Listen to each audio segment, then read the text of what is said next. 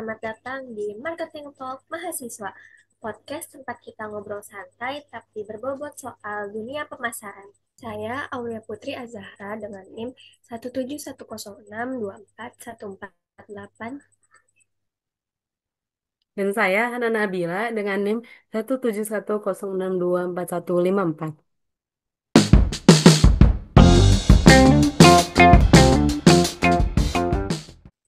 Aku Putri, mahasiswa bisnis digital di Universitas Negeri Jakarta. Dan di episode perdana ini kita bakal bahas topik yang lagi panas nih, yaitu dinamika industri pemasaran di abad 21. Buat kamu yang mikir marketing itu cuma soal jualan, coba pikir lagi deh. Sekarang udah ada influencer marketing, iklan di TikTok, bahkan brand ngasih experience lewat VR. Nah, kita bakal ngobrolin 7 hal penting mulai dari dinamika industri sampai gimana sih perusahaan ngatur produk dan strategi biar tetap relevan. Karena jujur aja nih, dunia marketing tuh berubah terus dan kita nggak bisa ketinggalan. Bareng aku hari ini ada teman kuliah aku juga yang gak kalah update soal marketing, itu Hana. Halo Hana. Halo Putri, dan halo semuanya. Makasih banget nih aku udah diajak ngobrol di sini. Aku Hana, aku juga mahasiswa bisnis digital di Universitas Negeri Jakarta. Jujur banget nih aku excited banget soalnya topik ini itu relate banget sama apa yang kita pelajari dan lihat sehari-hari. Karena pemasaran tuh emang gak bisa cuma teori, harus ngerti juga aplikasinya di lapangan. Nah, bener banget tuh Han. Oke, kita mulai dari gambaran besar dulu ya. Menurut kamu industri pemasaran abad 21 tuh kayak gimana sih Han? Itu tuh kayak marketing zaman sekarang tuh sangat digital banget, serba cepat dan customer centric. Konsumennya itu nggak cuma beli produk, mereka juga beli pengalamannya. Contohnya brand Nike bukan cuma jual sepatu, tapi gaya hidup dengan campaign digital yang ngena banget kayak You Can Stop Us gitu. Bener banget sih, aku setuju. Aku juga sering tuh ngerasa di zaman sekarang yang apa-apa serba digital ini. Oke, selanjutnya, apa sih hal paling menonjol yang berubah di dunia pemasaran abad 21 ini? Yang paling menonjol sih ya digitalisasinya. Kayak sekarang semua brand itu harus aktif di platform digital dari Instagram sampai TikTok.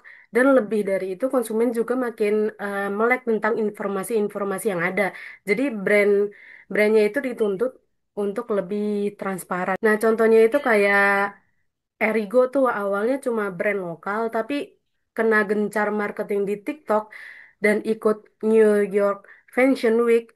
Sekarang itu jadi brand global. Jadi mereka itu ngerti banget bagaimana ngemas konten itu biar relevan sama anak muda.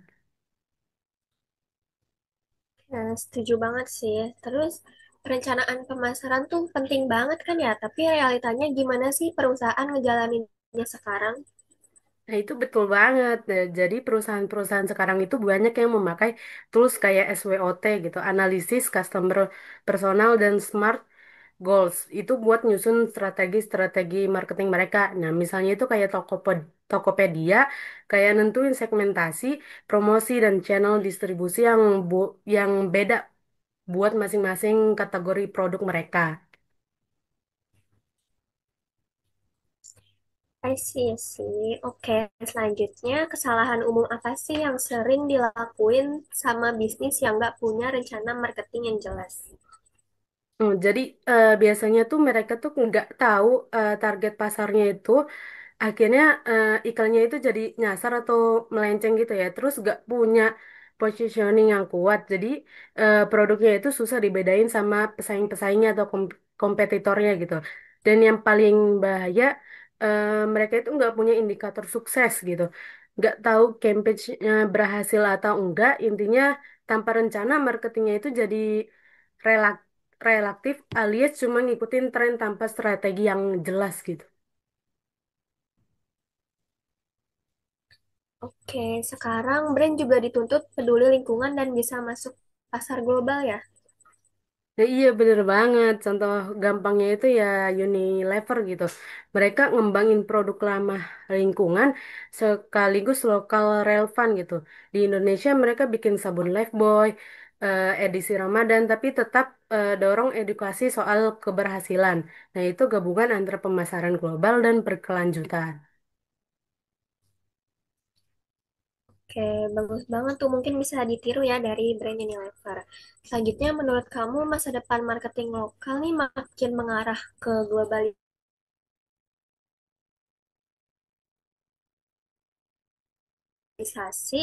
atau keberlanjutan atau dua-duanya? Nah, menurutku sih ya kayaknya dua-duanya gitu. Karena dunia itu makin terhubung, jadi globalisasi itu pasti jalan terus gitu. Tapi di sisi lain, konsumen juga makin peduli gitu sama dampak sosial dari lingkungan yang ada atau di zaman sekarang ini. Jadi brand yang yang kita gabungin dua hal itu yaitu global mindset plus sustainable action gitu. Jadi yang paling dicari gitu. Jadi marketer masa depan itu harus siap di dua jalur itu.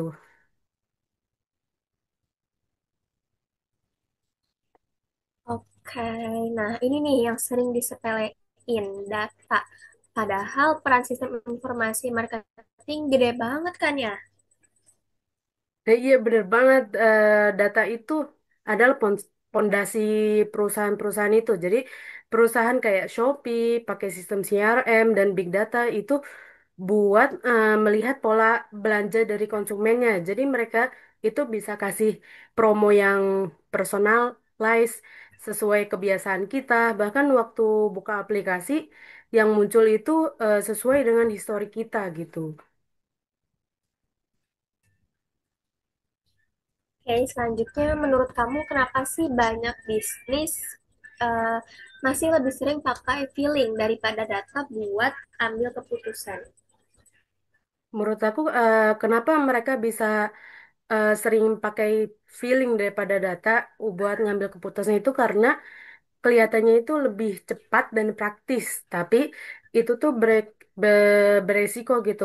Kadang feeling kita itu nggak sesuai sama realita yang ada di lapangan. Contohnya, kayak kamu tuh ngerasa produk kamu itu keren, tapi dia menunjukkan konsumen itu nggak tertarik. Nah, kalau kita ngotot gitu, pakai feeling, strategi itu bisa gagal. Oke, kalau dari kita beralih ke sisi konsumen ya. Kalau dari sisi konsumennya, keputusan mereka nih dipengaruhi apa aja sih faktor-faktornya? Kalau dari sisi konsumen itu ada banyak faktor ya, mulai dari awareness, interest, sampai action gitu. Jadi model AIDA yang masih dipakai banget nih, misalnya pas kita iklan es teh Indonesia yang viral, kita itu jadi tertarik, terus cari info, baru beli. Nah, di situ ada proses pengambilan keputusannya. Eh, Selanjutnya kita masuk ke STP yaitu segmenting, targeting, dan positioning.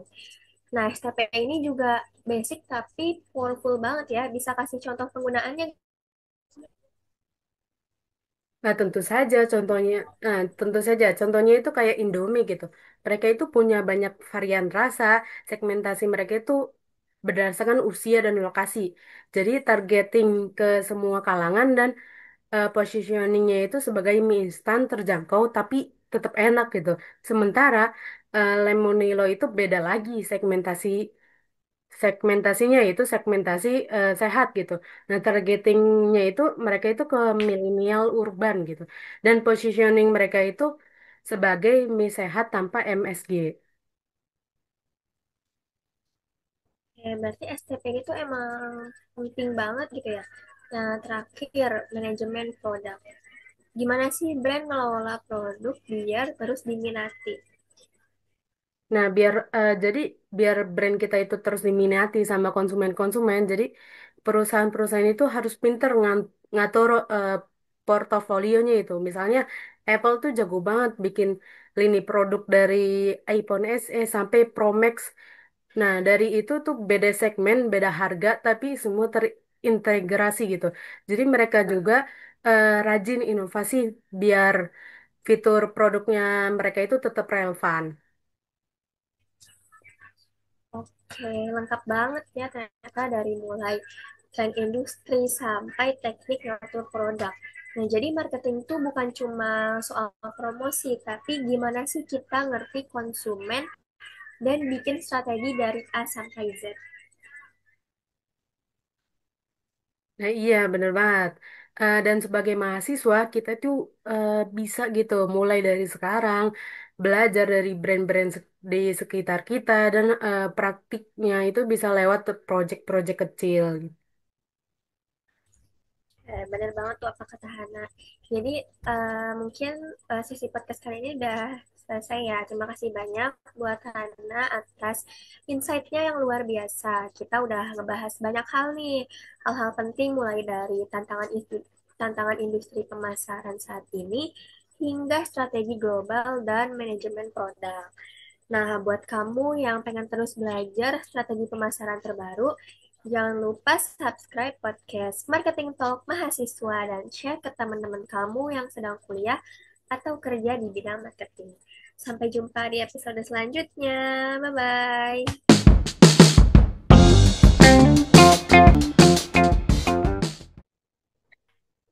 Halo semuanya, halo teman-teman, selamat datang kembali di podcast kita Marketing Talk Mahasiswa. Saya Hana Nabila, saya mahasiswa bisnis digital di Universitas Negeri Jakarta. Dan di episode kali ini kita bakal ngobrolin nih berbagai hal menarik tentang seputar pemasaran dan perencanaan pemasaran. Pemasaran global sampai bagaimana kita itu bisa mengambil keputusan sebagai konsumen. Nah, di sini itu aku nggak sendirian, ada narasumber kita nih yang gak kalah update seputar pemasaran, yaitu Putri. Halo Putri. Halo Hana, halo semuanya.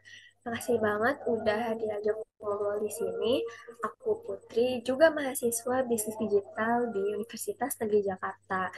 Jujur excited banget nih soalnya topik ini tuh relate banget sama apa yang kita pelajari dan lihat sehari-hari. Karena pemasaran tuh emang nggak bisa cuma teori ya, harus ngerti juga aplikasinya di lapangan.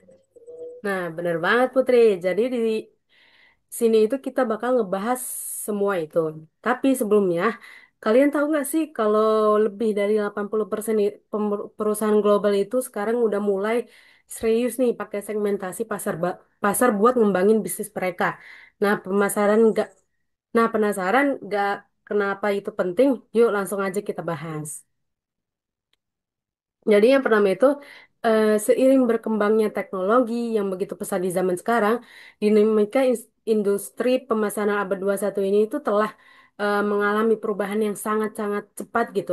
Dulu industri pemasaran itu bergantung pada media cetak seperti radio, televisi untuk menjangkau audiens atau target pasar mereka. Tapi di zaman sekarang, media digital dan teknologi internet itu mendominasi hampir semua aspek yang ada di pemasaran dengan adanya big data, kecerdasan buatan atau AI serta sosial media. Jadi perusahaan zaman sekarang itu dapat lebih personal dalam berinteraksi dengan konsumennya. Jadi bagaimana sih menurut Putri nih perusahaan itu dapat memanfaatkan data analitik untuk meningkatkan komunikasi dan pemasaran produk mereka itu melalui platform digital. Oke, eh, sebelumnya benar banget tuh apa kata Hana. Jadi salah satu contoh paling nyata yaitu adanya perubahan besar dalam cara kita berkomunikasi dan memasarkan produk melalui digital platforms seperti Instagram, Facebook, dan YouTube. Nah, perusahaan-perusahaan juga bisa memanfaatkan data analisis untuk mengidentifikasi gimana sih perilaku konsumen, bahkan memberikan rekomendasi produk secara real time. Hal ini sangat memungkinkan brand untuk menciptakan pengalaman yang benar-benar disesuaikan dengan kebutuhan dan preferensi konsumen mereka. Kurang lebih kayak gitu kan. Oh, jadi pemasaran zaman sekarang itu bukan tentang menjual produk lagi gitu ya, melainkan menciptakan sebuah pengalaman yang relevan dan menarik di setiap konsumennya. Nah, selain itu juga, jadi data itu berfungsi sebagai sumber untuk merancang strategi yang lebih terukur dan efisien gitu. Dan tentunya ini juga membuka peluang besar di pasar global. Nah, berbicara soal itu, eh, bagaimana sih menurut narasumber kita nih Putri tentang perkembangan pemasaran digital yang sekarang udah tidak lagi mengenal atau mengenai batas geografis gitu dalam bisnis? Oke, aku coba jawab ya. Jadi, seiring berkembangnya teknologi, pemasaran sekarang tuh nggak mengenal batas geografis. Nah, e-commerce juga telah menghubungkan pasar dari berbagai belahan dunia. Bahkan brand besar seperti Amazon yang udah eh, nggak asing ya di telinga kita dan Alibaba memanfaatkan platform digital untuk mempermudah transaksi internasional secara mudah dan efisien kayak gitu. Ya, benar banget ya Putri. Mungkin selanjutnya itu kita akan masuk ke salah satu aspek yang paling penting nih dalam pemasaran, yaitu perencanaan pemasaran yang efektif. Nah, seperti yang kita tahu, tanpa adanya pemasaran yang matang, sebuah bisnis itu bisa aja kehilangan arah. Meskipun mereka itu memiliki produk yang luar biasa. Jadi, bagaimana sih cara kita itu bikin perencanaan pemasaran yang oke gitu buat jangka panjang dan apa aja sih yang harus diperhatiin? Oke, kalau ngomongin tentang perencanaan pemasaran yang baik tuh harus dimulai dengan memahami kayak gimana pasarnya, siapa aja targetnya, dan gimana sih caranya produk kita bisa beda dengan pesaing kayak gitu.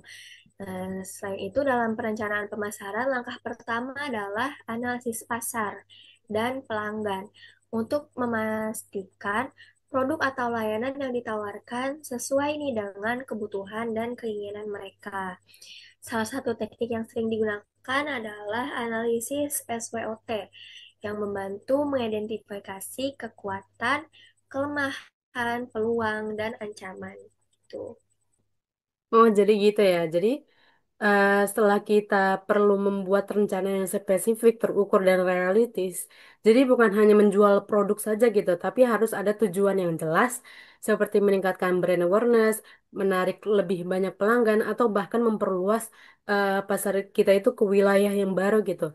Nah, dengan tujuan tersebut, tentu kita perlu strategi yang tepat gitu, dan salah satu hal yang semakin penting adalah memilih saluran distribusi yang efektif gitu. Untuk itu, bagaimana sih peran media sosial dan influencer itu dalam perencanaan pemasaran ini? Oke, kalau kita ngomongin perencanaan pemasaran, ini gak kalah penting ya. Nah, kita juga perlu memanfaatkan berbagai saluran distribusi dan media sosial yang ada. Contoh suksesnya adalah perusahaan-perusahaan yang jadi di zaman sekarang ini mereka tuh punya banyak followers. Jadi supaya menarik nih si followers ini dengan cara memasarkan lewat influencer tersebut. Nah, pemasaran lewat influencer sekarang jadi salah satu saluran yang paling efektif dalam menjangkau konsumen yang lebih muda kayak Gen Z kita ini gitu. Oh, jadi influencer-influencer itu sangat berpengaruh ya dari dalam pemasaran perusahaan itu. Oke, beranjak ke topik selanjutnya, yaitu tentang pemasaran global dan berkelanjutan. Nah, jadi di dunia ini yang semakin terhubung ini, banyak perusahaan yang berusaha memperluas pasar mereka ke seluruh dunia gitu. Namun, ekspansi pasar global itu membawa tantangan yang tidak kecil, dan salah satunya adalah keberlanjutan. Nah, berbicara soal itu, bagaimana sih konsumen saat ini melihat keberlanjutan dalam produk yang mereka beli gitu? Dan bagaimana perusahaan-perusahaan global itu menghadapinya.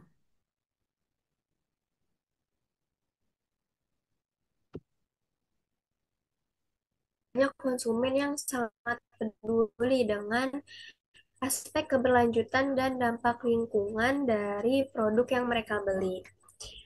Perusahaan yang sukses dalam pemasaran global adalah Perusahaan yang tidak hanya memikirkan keuntungan finansial, tetapi juga kontribusinya terhadap kelestarian planet ini. Nah, salah satu contoh nyata adalah brand seperti Patagonia yang memasarkan produk mereka dengan menekankan pentingnya keberlanjutan dan penggunaan bahan-bahan ramah lingkungan kayak gitu. Jadi memang penting banget tuh brand-brand yang mikirin aspek keberlanjutan dan dampak lingkungan dari produk yang mereka pasarkan gitu. Nah, oke. Selain itu, strategi pemasaran global yang berkelanjutan itu membutuhkan pemahaman yang budaya dan nilai-nilai lokal di setiap pasarnya. Perusahaan perlu melakukan riset pasar mendalam. Nah, sebelum memasuki negara baru, untuk memastikan produk mereka itu dapat diterima dengan baik di pasar tersebut.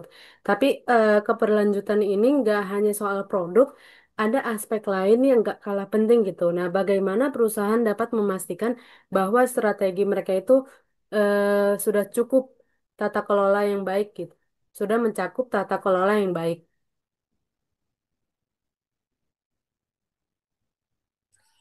Oke, jadi perusahaan yang ingin berkelanjutan juga harus memperhatikan tata kelola yang baik nih. Ini bukan hanya tentang berinvestasi di energi terbarukan, tetapi juga memastikan bahwa proses produksi dan rantai pasokan mereka bebas dari eksploitasi, baik terhadap pekerja maupun lingkungan. Nah, jadi jangan sampai eksploitasi pekerja maupun eksploitasi lingkungan kayak gitu. Oke, benar banget itu Putri. Jadi, oke, eh, kita sekarang akan masuk ke topik yang sangat relevan gitu di era digital sekarang ini gitu, yaitu sistem informasi pemasaran atau marketing information system gitu. Yang tidak bisa dipasarkan, yang tidak bisa dipisahkan dari konsep big data. Jadi di dunia bisnis modern atau zaman sekarang ini, data adalah aset terbesar perusahaan gitu. Jadi bagaimana sih sistem informasi pemasaran ini itu bisa bekerja untuk membantu perusahaan dalam mengelola data yang besar gitu dan membuat keputusan yang lebih cerdas. Kalau untuk sistem informasi pemasaran, kalau kita ngomongin sistem informasi pemasaran, memang sangat memungkinkan perusahaan untuk mengumpulkan data dari berbagai sumber, contohnya seperti penjualan, media sosial, survei pelanggan, dan bahkan data transaksi online. Jadi semua data ini kemudian diolah menjadi informasi yang berguna untuk membantu pengambilan keputusan pemasaran yang lebih baik, kayak gitu. Big data juga memungkinkan perusahaan untuk memprediksi tren, gimana sih memahami kebutuhan konsumen, bahkan hingga menciptakan produk yang lebih inovatif. Nah, itu benar banget dan ada yang menarik nih dari data ini. Nah, data ini juga dapat digunakan untuk melakukan personalisasi pemasaran. Misalnya, perusahaan bisa menampilkan iklan yang sesuai dengan preferensi atau riwayat belanja masing-masing konsumen yang ditujunya gitu. Nah, yang tentunya ini lebih efektif dan meningkatkan konversi. Nah, lalu bagaimana sih teknologi machine learning itu dapat membantu dalam hal ini gitu. Oke, benar banget. Jadi dengan teknologi seperti machine learning, perusahaan dapat menganalisis pola dan perilaku konsumen secara lebih mendalam dan memungkinkan mereka untuk menciptakan kampanye pemasaran yang lebih efektif, kayak gitu. Oke, makasih Putri. Selanjutnya, kita akan membahas tentang pengambilan keputusan konsumen gitu, yang merupakan bagian penting juga nih dalam pemasaran.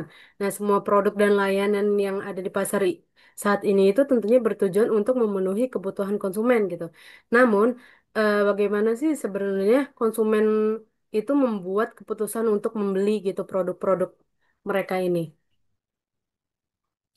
Oke, kalau untuk proses pengambilan keputusan konsumen, jadi memang melibatkan beberapa tahapan, yaitu dimulai dengan pengenalan masalah. Kita kenalin dulu nih masalahnya apa sebelum mengambil keputusan. Selanjutnya, kalau sudah tahu nih masalahnya apa, kita lanjut pencarian informasi. lalu dilanjut dengan evaluasi, gimana nih cara mengatasinya gitu kan, evaluasi alternatif produk, hingga akhirnya keputusan pembelian kayak gitu. Tapi yang lebih menarik adalah bagaimana faktor emosional dan psikologis dapat mempengaruhi keputusan mereka.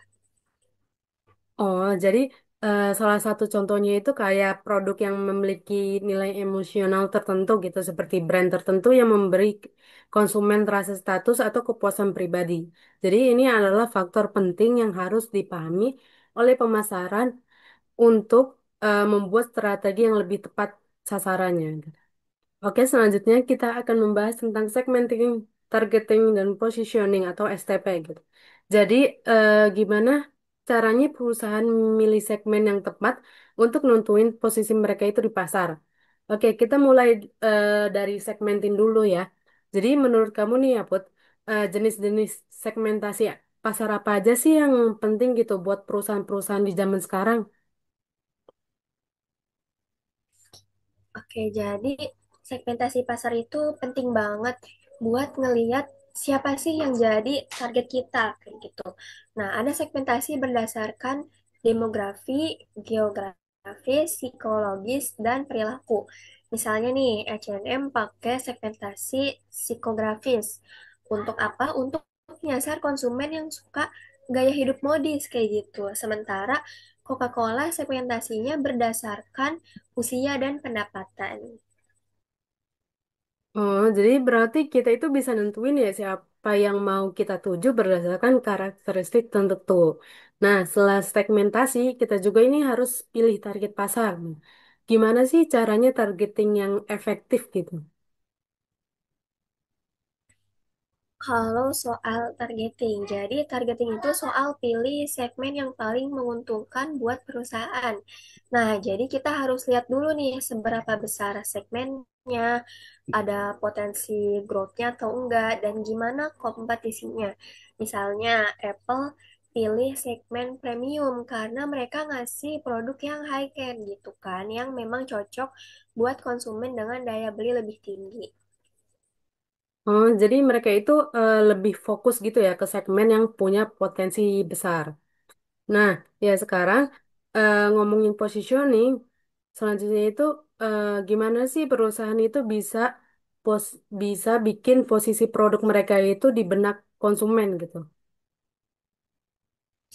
Kalau untuk positioning, jadi positioning ini tuh tentang bagaimana kita ngasih tahu konsumen kenapa sih produk kita beda dan lebih baik dari kompetitor.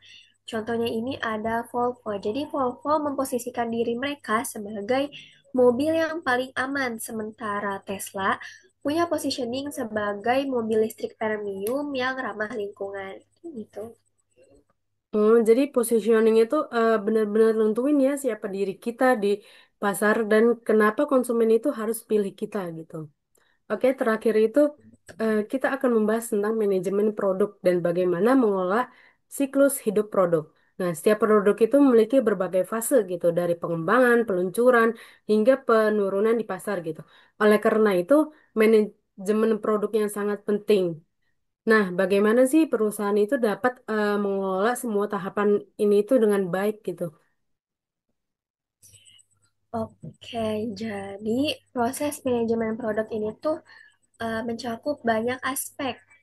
Yang pertama dari inovasi produk, eh, kemudian uji coba pasar, hingga branding dan positioning yang mempengaruhi persepsi konsumen. Nah, penting juga bagi perusahaan untuk memahami fase-fase dalam siklus hidup produk seperti pengembangan, pertumbuhan, kedewasaan, dan penurunan. Nah, setiap fase ini tuh memerlukan strategi pemasaran yang berbeda-beda. Jadi selain itu juga perusahaan juga itu harus mengelola branding dan kemasan produk mereka. Jadi kemasan yang menarik itu bisa meningkatkan daya tarik produk, sedangkan branding yang kuat itu dapat menciptakan loyalitas konsumen. Oke, terima kasih Putri dan semuanya. Jadi itu dia 7 topik penting seputar pemasaran yang memberikan wawasan mendalam gitu mengenai cara-cara terbaik untuk menghadapi tantangan-tantangan yang ada di dunia bisnis di zaman sekarang gitu.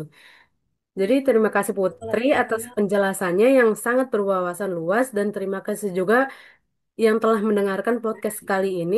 Semoga informasi yang kita berikan gitu juga bermanfaat dan jangan lupa untuk subscribe dan share podcast ini kepada teman-teman kalian dan sampai jumpa di episode selanjutnya di mana kita akan membahas lebih banyak lagi topik yang seru tentang pemasaran. Ya, terima kasih Putri. Oke, sama-sama. Bye semuanya. Bye semuanya.